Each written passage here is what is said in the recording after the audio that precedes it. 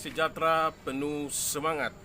Nah, pada kesempatan kali ini saya akan menseringkan satu bagian firman Tuhan yang diambil dari surat Paulus kepada jemaat di Efesus, pasalnya yang kelima, ayat 15 sampai dengan ayat yang ke-17. Namun sebelum kita membaca dan merenungkan bagian firman Tuhan tersebut, kita berdoa terlebih dahulu. Firman-Mu adalah pelita bagi kaki kami dan terang pada jalan kami. Berikanlah kami pengertian dan pencerahan untuk mengerti firman-Mu, ya Allah. Tuntunlah kami dalam kebenaran-kebenaran-Mu. Dalam nama Yesus, firman Allah yang hidup, kami telah berdoa. Amin. Efesus pasal 5 ayat 17, ayat 15 sampai ayatnya yang ke-17. Demikian bunyi firman Tuhan. Karena itu perhatikanlah dengan saksama bagaimana kamu hidup, jangan seperti orang bebal, tetapi seperti orang arif. Dan pergunakanlah waktu yang ada, karena hari-hari ini adalah jahat. Sebab itu janganlah kamu bodoh, tetapi usahakanlah supaya kamu mengerti kehendak Tuhan. Nah, sahabat air hidup yang diberkati oleh Tuhan, dalam bagian firman Tuhan yang baru saja kita baca tadi, terdapat 3 pesan penting yang Paulus sampaikan kepada jemaat Efesus, tetapi juga kepada kita pada saat ini. Yang pertama, perhatikan cara hidup kita, bagaimana kita menjalani kehidupan kita di dunia ini. Yang kedua, mempergunakan waktu yang ada, yang Tuhan berikan ini secara benar dan bertanggung jawab. Dan yang ketiga, berusaha atau berupaya untuk mengerti, memahami kehendak Tuhan dalam kehidupan kita. Pendeta Dr. Stephen Tong dalam sebuah bukunya menuliskan bahwa hidup manusia di dunia itu tersimpan di dalam waktu, dan waktu itu sama panjangnya dengan hidup setiap orang. Nah, hal ini artinya setiap orang diberi jatah waktu untuk hidup di dunia ini, atau masa-masa hidupnya di dunia ini. Panjang pendeknya jatah hidup setiap orang itu merupakan urusan dari Allah atau urusan dari Tuhan, merupakan rahasia Tuhan dalam hidup kita. Namun jika kita merujuk pada Mazmur nomor 90, khususnya baitnya yang ke-10, dikatakan bahwa masa hidup manusia itu 70 tahun.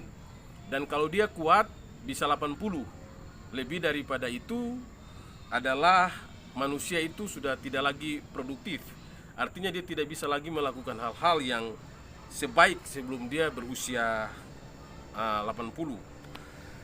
Nah, dalam jatah waktu hidup ini terselip atau tersimpan sesuatu yang sangat fundamental atau sesuatu yang sangat mendasar, yaitu kesempatan-kesempatan atau yang sering kita kenal dengan istilah momentum.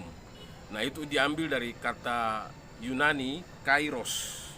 Nah, dan kesempatan itu harus dapat dimanfaatkan atau dapat dipergunakan dengan benar dan bertanggung jawab. Nah, itulah sebabnya kita perlu memperhatikan bagaimana cara hidup kita di dunia ini. Kita juga perlu mempergunakan waktu hidup kita ini dengan benar. Dan yang ketiga, kita harus mengerti kehendak Tuhan untuk kita dapat lakukan di dalam kehidupan ini. Nah, sahabat air hidup yang diberkati oleh Tuhan, berbicara tentang kesempatan hidup ini, saya jadi teringat kepada sebuah lagu yang ditulis oleh almarhum pendeta Wilhelmus Latumahina. Nah, di dalam lagu tersebut, saya kan tidak mengutipnya secara persis, tapi ada beberapa hal-hal penting yang ingin saya kemukakan pada kesempatan ini. Nah, hidup ini adalah kesempatan. Hidup ini adalah momentum. Maka karena itu jangan sia-siakan waktu yang Tuhan sudah beri. Tuhan sudah jatahkan untuk setiap kita. Karena hidup ini sementara. Nah, karena itu pakailah hidupku. Ya, pakailah kesempatan hidup ini selagi kita masih kuat. Nah, dan ketika kita sudah tidak berdaya lagi, kita tidak bertenaga lagi, kemampuan kita itu sudah mulai menghilang, hidup ini sudah jadi berkat. Nah, saya kira pesan dari lagu ini sangat bernas ya, dan sangat bermakna jika kita sungguh-sungguh merenungkannya. Nah, sahabat air hidup yang diberkati oleh Tuhan, seorang pemikir Kristen atau salah seorang tokoh besar di dalam sejarah pemikiran Kristen yang bernama Johannes Amos Comenius, mengatakan bahwa ada 3 alasan utama mengapa manusia diletakkan di atas bumi ini. Nah, yang pertama menurut Comenius itu adalah kita ada di planet ini untuk melayani dan menikmati Tuhan. Nah, bentuknya seperti apa? Nah, bentuknya adalah ibadah. Memang hidup ini kita melayani Tuhan dalam hal beribadah, artinya kita menyembah Dia, memuliakan Dia. Karena memang tujuan Allah menciptakan kita untuk hal tersebut. Sehingga selama kita masih hidup di dunia ini, kita harus melayani Tuhan. Kemudian yang kedua, bukan saja melayani Tuhan, tetapi juga melayani sesama. Nah, bentuknya seperti apa? Adalah berbuat baik, berbuat kebajikan kepada sesama kita, kepada orang-orang yang ada di sekitar kita. Dan yang ketiga, melayani diri sendiri. Bentuknya seperti apa? Artinya bahwa kita harus perlu membangun diri kita sendiri melalui menambah ilmu pengetahuan, keterampilan-keterampilan baru yang kita belajar. Karena dengan kita mengembangkan diri kita, kita bisa menjadi berkat kepada orang lain. Nah, itu 3 tujuan utama yang dikatakan oleh Comenius. Dan saya kira ini perlu menjadi perhatian kita bersama.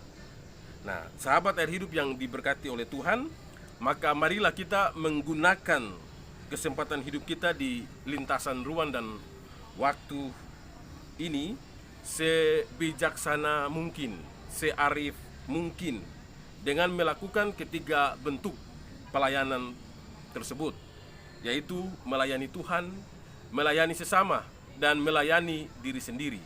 Dan kalau kita melihat ketiga tujuan ini, maka termaktublah di dalamnya itu hukum kasih yang diajarkan oleh Tuhan Yesus.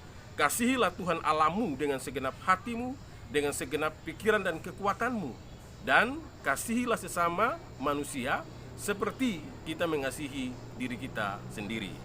Ya, Tuhan memberkati semua sahabat dan selamat beraktivitas. Mari kita berdoa. Tuhan, terima kasih untuk firman Tuhan pada hari ini yang sudah disampaikan. Biarlah ini menjadi remah dalam kehidupan kami semua. Bimbing dan sertai semua sahabat dalam menjalani kehidupan di hari ini. Dalam nama Yesus kami berdoa.